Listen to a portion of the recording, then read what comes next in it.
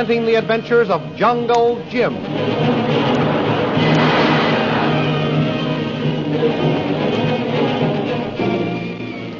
Last week, Jungle Jim notified the hotel manager of the mysterious shooting of the Chinese messenger Toung, and assured him that if the authorities had any questions, they could find him at his camp just outside the town.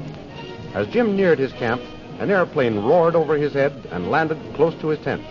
When he reached it, Shanghai Lil, dressed in flying togs, was waiting to talk to him. The thrilling adventures of Jungle Jim are pictured each Sunday in the Comic Weekly, the world's greatest pictorial supplement of humor and adventure. The Comic Weekly, each page printed in full colors, is distributed everywhere as an integral part of your Hearst Sunday newspaper.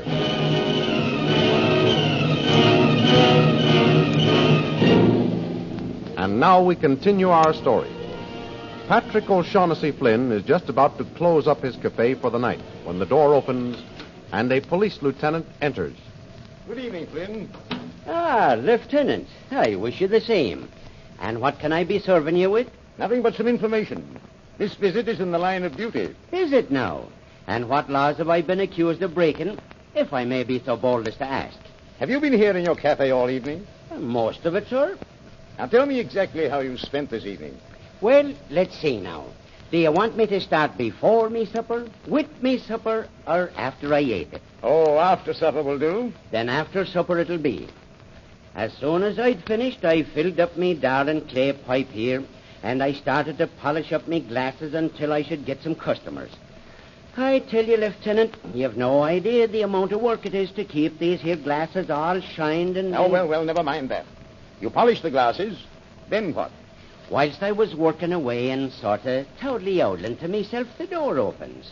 And who should come in but me old friend Jungle Jim Bradley. Now we're getting somewhere. Be careful now and tell me exactly what conversation took place between you and Bradley. Yes, sir. We greets each other and passes the time of day like, and then Jim, he asked me if I have any mail for him. I says no, I hadn't, and then I suddenly remembers the letter little lemon-faced Toung left for him. Oh, so you knew something about the Chinese? Oh, I only knew that he hung around me cafe for a couple of days without saying anything, but give me a small beer, please. What was this letter you say he left for Bradley? I'm coming to that, sir. You see, I tried to get a message for Jim out of him. He said he'd been told he could meet Jim here and that he couldn't give me the message. But he left it in a letter for Jungle Jim.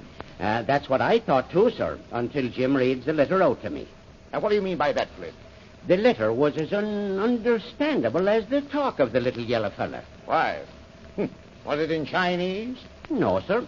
It was spelled out in the King's English right enough. But it didn't give us no more hint as to what he was doing around here than we knew before. Why? What did it say? The note told Jim it was terrible important for him to meet Toung at his room in the hotel. And Jim was to make sure he wasn't followed. So the two of you went to the hotel to meet the Chinese. That's why you weren't here all evening. Yes and no. Now explain yourself, Flynn. That I was at the hotel for a few minutes, yes. But that the two of us went to meet the Chinese, no. Jim went by himself. When did you go? Well, after he had been gone a little time, I gets to thinking. I says to myself, Patrick O'Shaughnessy, suppose Jungle Jim's walking into a trap. That letter asked him to make sure he wasn't followed, and so... And so you went up to the hotel. Did you go straight to the room of Toung? I did that. Did you hear anything out of the ordinary as you approached it? In a manner of speaking, I did, sir. You heard angry voices? I did not. It was a shot I heard, just as I reached the top of the stairs. When you got to the room, was the door locked or unlocked? Let me see. I knocked and hollered, all right, Jim. And then Jim, he hollered out he was, and for me to wait a minute. Well, now we're getting somewhere. Bradley asked you to wait a minute, did he? Why? Why, because he had to come to the door to let me in. I remember now. Jim unlocked it and let me in. Then he locked it again. I see. How long a time elapsed between the time Bradley answered you and he opened the door? Oh, sure, it was only a bit of a minute, sir. Why, you ain't thinking... Well, never mind what I'm thinking. What happened after you entered the room? I nearly jumped out of me skin to see the Chinese, Lord have mercy on him, lying flat on his back on the floor in the blood stain in his nice white Panama suit. Did you ask Bradley what had happened? I did that. Them was me first words. And he said whilst they was talking, a shot come through the window and struck the yellow fella. Why was the door locked during the interview? As near as I can make out, Lieutenant, the Chinese was mortal afraid of someone. Jim said before they started to talk at all, the Oriental looks out in the hall and then locks the door. What was the subject of this interview? Well, you see, won't you be having a drop of something, Lieutenant? No, not while I am on official business. Answer me. What was the subject of this interview? Well, it seems they didn't rightly get around to the subject, sir. It was an opening skirmish like.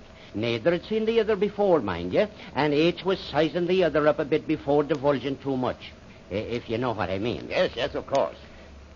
Tis glad I am to hear that, sir. Now, Flynn, did you examine the body of Toung? I did not, but Jim did. Did he open the dead man's shirt? No. There was no need. Jim felt no heartbeats and saw his eyes were staring, and then he called the manager, Bill Wyman. But neither of you opened the dead man's shirt. No, sir. Sure about that? I'll take me oath on it. Then how did that purple triangle get stamped over his heart? Purple triangle? Yes. Faith, I never saw a purple triangle in me life, much less on a heathen Chinese chest. Well, there was one there when we examined him after you and your vagabond friend left. You don't say. I do say. And I'll say something else. You'd better stay pretty close to town for a while, Flynn. There may be some further questions we'd like to ask you after we talk to Jungle Jim Bradley. Flynn. What's up, Bill? Lieutenant. What's the matter, Mr. Wyman? Both of you, come up to the hotel quickly. Lily DeVrille's native boy, Mamba, is running amok.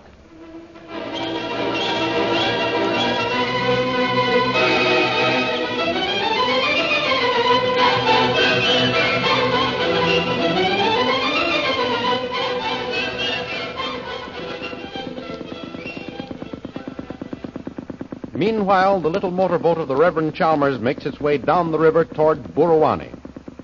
Are you all right, Dad? Yes, my dear. I'm all right. I'll steer the boat now if you'd like me to. No, I think I can hang on a while longer, Lynn, thanks. I wish there was something I could do for you, Dad. Is the pain any better? No. It's about the same. Lynn, dear, if anything should happen to me, promise me that you'll go directly to your mother. You won't hang about Burawani. Oh, Dad, nothing must happen to you. You've got to be all right. You've just got to. The Lord's will be done, my dear. If he says come home, I can but obey his last command, as I've obeyed his first. Go thou and preach my gospel to all nations. What's the matter, Dad? Why did you twist up like that? Just a sort of twinge, dear. I'm all right now, Lynn. Oh, I'm so worried about you. Hadn't you better lie down and let me steer? No, dear. You aren't familiar with the river as I am, and heaven knows I'm no expert. I'm hoping to last until we get to Burawani. But, dear, you haven't given me your promise if anything should happen. If the final call comes to me, you will go directly to your mother in Shanghai. If you leave me, Dad, I'll go back to Mother. That's a good girl. That's my daughter. I know what you're thinking. That I'd throw myself at Jungle Jim. Well, I won't. I may love him, but I've got some pride, Dad. I'm sure you have. If Jim should find himself in love with you, my dear, I'll not deny. It would give me great pleasure to give you both my blessing and to call Jim son. But I know you've too much dignity and pride to attempt to bring that about. Don't worry. If Jim were the last man on earth, he'd have to do the proposing as far as I'm concerned. Good. Let me see that map for a moment. Here it is. Yes, now, here we are.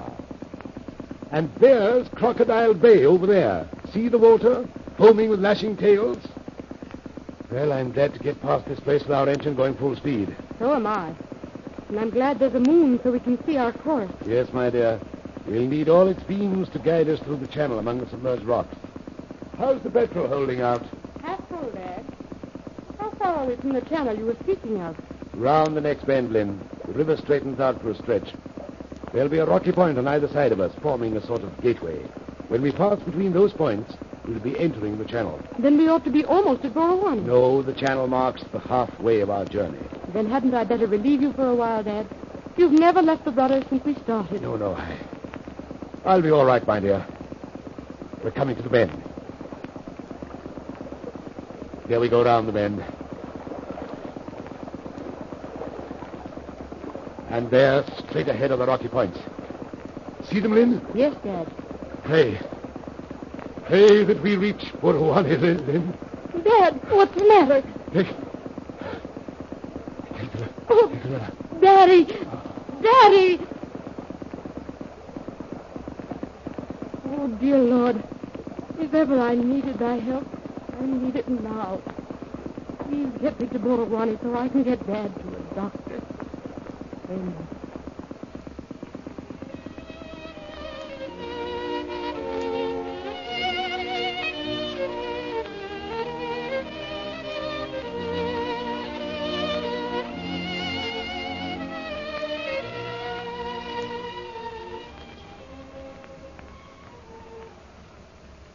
Puzzled by the mysterious murder of the Chinese messenger Lo Toung, Jungle Jim has enough on his mind without being bothered by Shanghai Lil, whom he found waiting at his camp.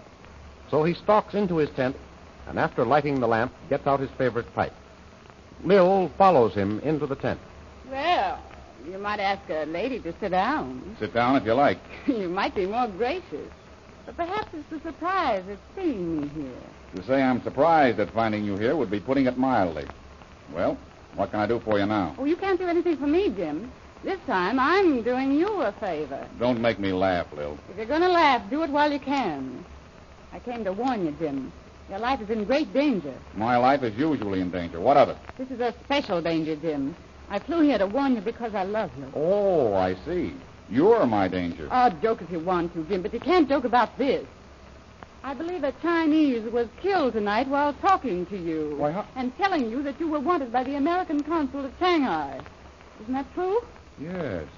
But how do you know all this? I know more, Jim. I know that Lo Toung was about to suggest taking you to Shanghai. Lily DeVril. You were to die mysteriously on shipboard. How could you possibly know all this? I'll explain that later. So it was all a frame-up. The American consul story was just a decoy to get me away. No, the United States consul does want to see you, Jim, for an urgent reason. That much is true. Say, what kind of a game is this? I think I'll write the consul at Shanghai and ask him to give me the straight dope. Oh, there's not time enough for letters to get there and back, Jim. I'm telling you the truth. You're wanted by him, all right. You must leave at once. There's no time to be lost. Why, the next boat for Shanghai won't leave for a week. I know, but I'll take you there in my plane. The sooner we leave, the better. You'll fly me to Shanghai? Yes, Jim. Say, is this another trick of yours? This time I'm on the level. You know I love you. I can't help remembering a few tricks you pulled in the past, Lil. This great love you say you have for me didn't stop you then. I don't see what difference it could make now. Oh, I don't blame you for being suspicious, Jim. But I think I've made up for all the trouble and pain I've caused you. How? By coming here with this warning? By offering to fly me to Shanghai? Partly. But for a greater reason than either of these. Well, what's this great atonement of yours, Lil? I think it will prove I'm on the level. And it will explain how I know what happened tonight. Well? Jim, Lo Toung was shot at my request. Will Jungle Jim fly with Lily DeVril to the American consul at Shanghai? The exciting adventures you have just heard dramatized are pictured in full-color action pictures in the current issue of the Comic Weekly, the big Comic Weekly distributed with your Hearst Sunday newspaper everywhere. A new feature is now presented each week. It is called Heroes of American History and picturizes the careers of great men and women in the story of our country. There is also all of the famous characters who live in the world of color pictures, bringing up Father, Skippy, the Little King, Barney Google, the Katzenjammer Kids, and many, many others. Don't forget our date next week, same time, same station, for a continuation of the adventures of Jungle Jim.